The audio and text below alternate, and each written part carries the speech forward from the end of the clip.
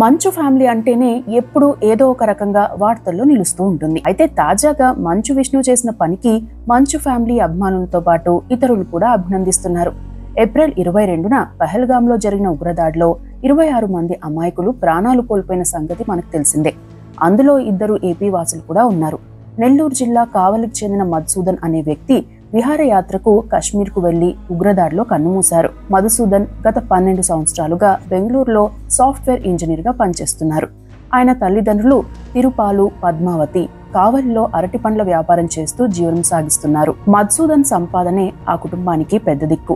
ఆయన మరణంతో అతని కుటుంబం ఇప్పుడు రోడ్డున పడే పరిస్థితి వచ్చింది. ఆ కుటుంబాన్ని డిప్యూటీ సీఎం పవన్ కళ్యాణ్ తో పాటు పలువురు సినీ రాజకీయ నాయకులు కలిసి పరామర్శించారు. మధుసూదన్ కుటుంబానికి ధైర్యం చెప్పారు.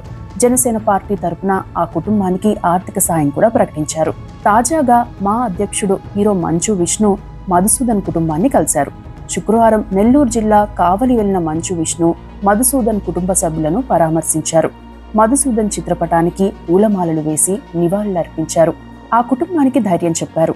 అంతేకాకుండా మధుసూదన్ పిల్లల చదువు బాధ్యతను తాను తీసుకుంటానని, వారి చదువుకు కావాల్సిన సహాయ సహకారాలు అందిస్తామని హామీ ఇచ్చారు. అయితే ఇప్పటికే మంచు విష్ణు తిరుపతిలో 120 మంది అనాథ పిల్లలను దత్తత తీసుకున్నారు. వారి పోషణతో పాటు చదువుకు కూడా సహాయం చేస్తున్నారు. ఇప్పుడు పెహల్గాం దాడి బాధిత కుటుంబానికి కూడా దత్తత తీసుకుంటామని ప్రకటించారు. దీంతో సినీ అభిమానులు, నెటిజన్లు మంచు విష్ణును అభినందిస్తున్నారు.